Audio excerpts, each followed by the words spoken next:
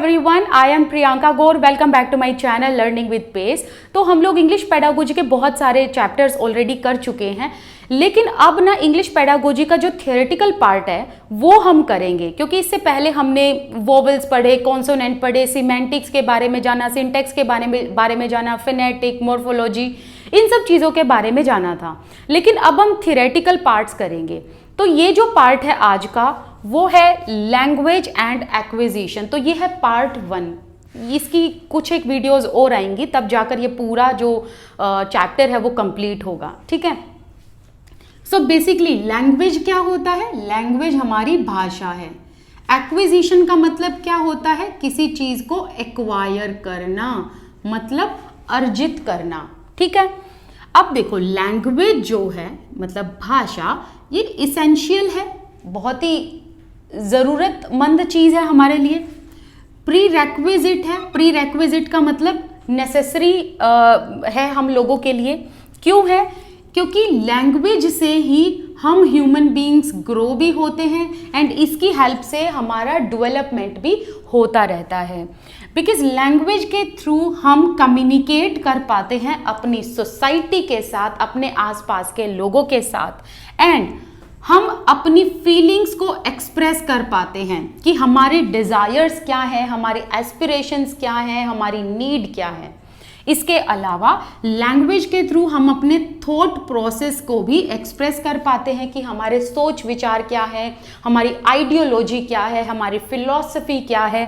इसके अलावा हम अपने मैसेजेस भी एक जगह से दूसरी जगह आराम से पहुंचा देते हैं, मतलब एक पर्सन से दूसरे पर्सन की तरफ। इसके अलावा लैंग्वेज कैसे बनेगी? देखो, लैंग्वेज में लेटर्स होते हैं, वर्ड्स होते हैं, एंड वर्ड्स से मिलकर फिर बनता है सेंटेंस। तो लेटर से बनते हैं वर्ड्स, वर्ड से बनते हैं सेंटेंसेस, एंड तब जाकर एक मीनिंगफुल लैंग्वेज बनकर सामने आती है।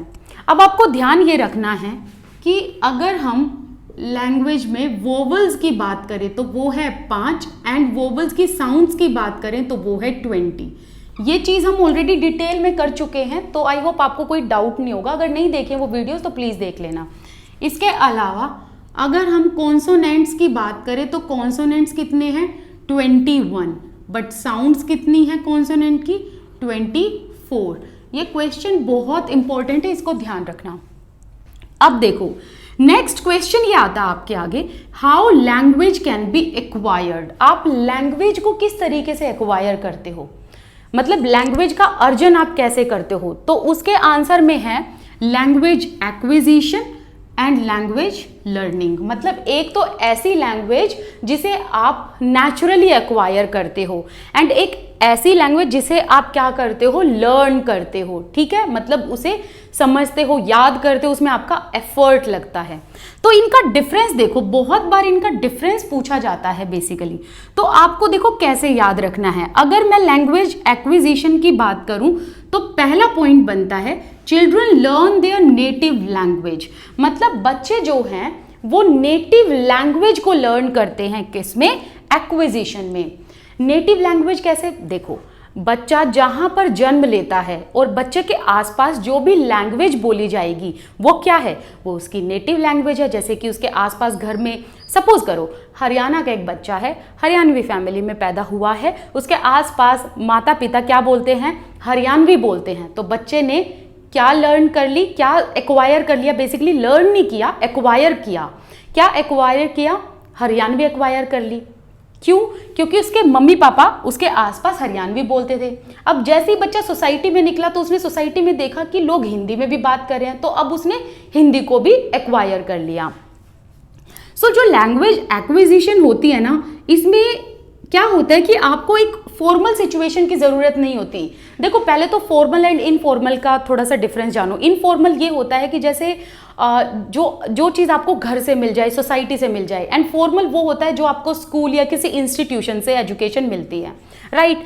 तो बच्चा लैंग्वेज को एक्वायर कहाँ से करता है? घर से करता है, अपने सोसाइटी से करता है। ठीक है।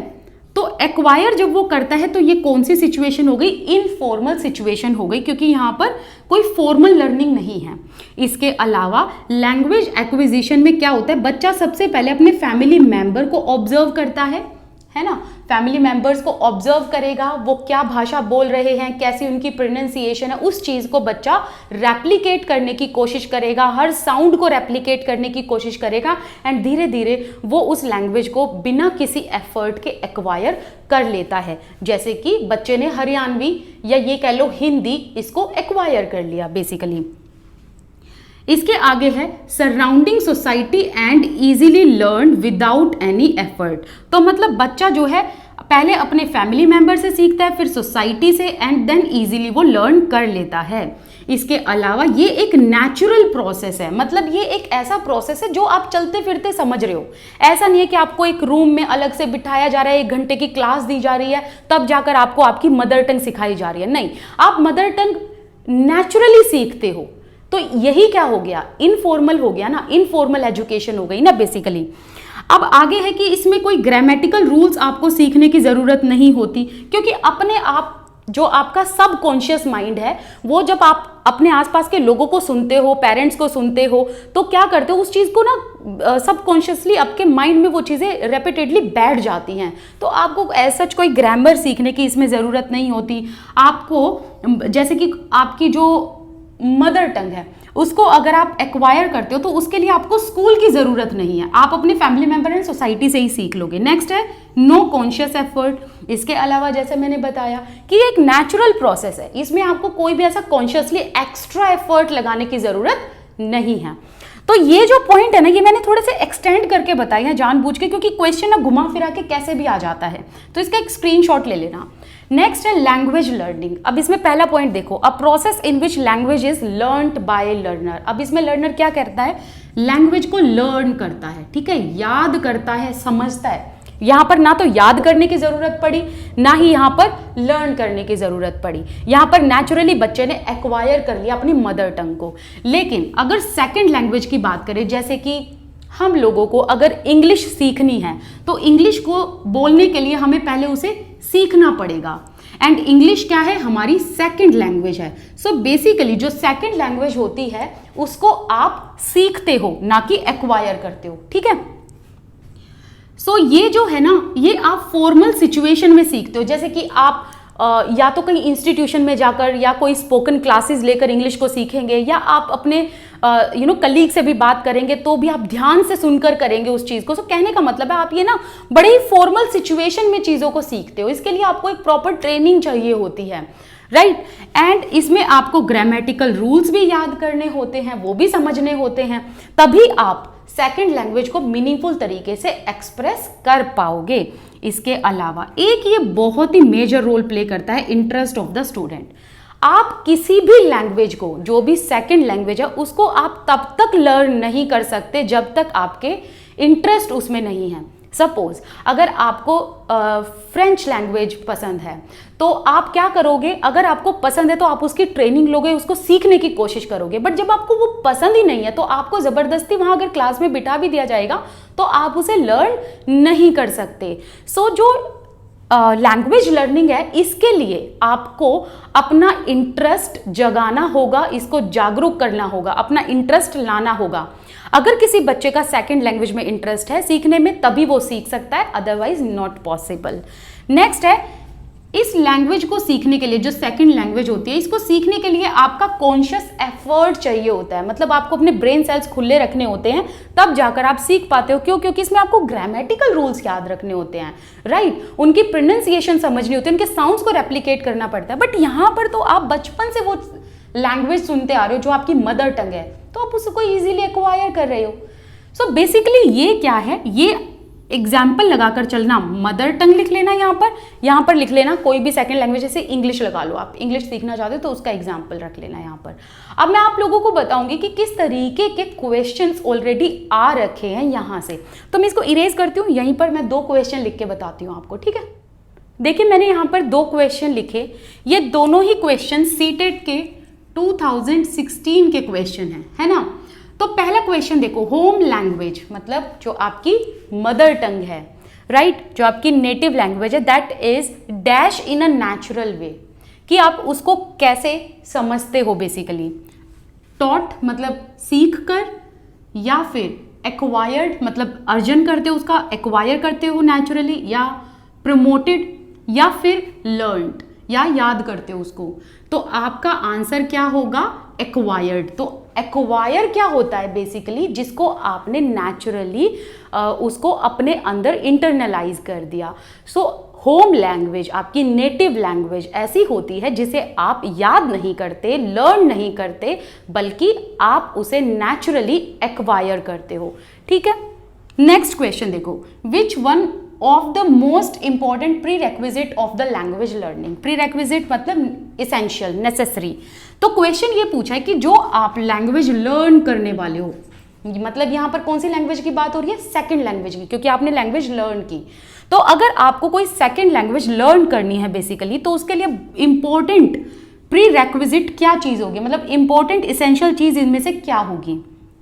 पहला ऑप्शन देखिए कि अगर आपको कोई भी सेकंड लैंग्वेज लर्न करनी है तो एक बच्चे का मोटिवेशन होना बहुत जरूरी है। तो यहां पर किसकी बात हो गई? बेसिकली इंटरेस्ट की बात हो गई कि बच्चे का इंटरेस्ट होना चाहिए उस लैंग्वेज को सीखने के लिए, उसके अंदर एक मोटिवेशन होना चाहिए। नेक्स्ट है list of aims and objectives of the language to be learn, मतलब जो लैंग्वेज बच्चा सीखने वाला है उसकी लिस्ट प्रिपेयर होनी चाहिए, उसके एम्स एंड ऑब्जेक्टिव्स क्या होंगे बेसिकली, कि बच्चे को किस तरीके से वो काम आएगी, राइट।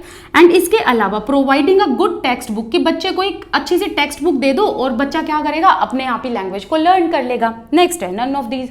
तो अब देखो बच्चा अपने आप, देखो जहां पर भी टेक्स्ट बुक वाला आ जाए ना, उसको तो वैसे ही कट कर देना, क्योंकि ये कहीं ना कहीं एक क्रैमिंग दिखाता है। ठीक है, इसके अलावा बच्चे का जब इंटरेस्ट ही नहीं होगा तो एम एंड ऑब्जेक्टिव का क्या काम? ठीक है, तो इसीलिए पहले लैंग्वेज को लर्न करने के लिए बच्चे का इंटरेस्ट होना चाहिए, बच्चे में मोटिवेशन होना चाहिए। तो ध्यान रखना, मोटिवेशन की जगह अगर इंटरेस्ट वर्ड भी आ जाए तो भी A option would be correct one. ठीक है, तो ये सीटेट 2016 के क्वेश्चन थे एंड इस तरीके से इंग्लिश पेडागोजी के क्वेश्चन आते हैं। लेकिन डोंट वरी, ये सारे के सारे जो क्वेश्चंस है ना, ये मैं आपको लाइव सेशन में कराने वाली हूँ। एक बार ये वाला जो चैप्टर है लैंग्वेज एंड एक्विजिशन वाला पूरा कंप्लीट हो जाए। ठीक है, तो ये था आज का पार्ट 1। आपको कैसा लगा मुझे कमेंट सेक्शन में जरूर बताना। इसके अलावा आप मेरे साथ इंस्टाग्राम पर जुड़ सकते हैं। My Instagram ID is PRIYANKAGAURR, Priyanka Gaur. Thank you so much for watching this video. Thank you, bye bye.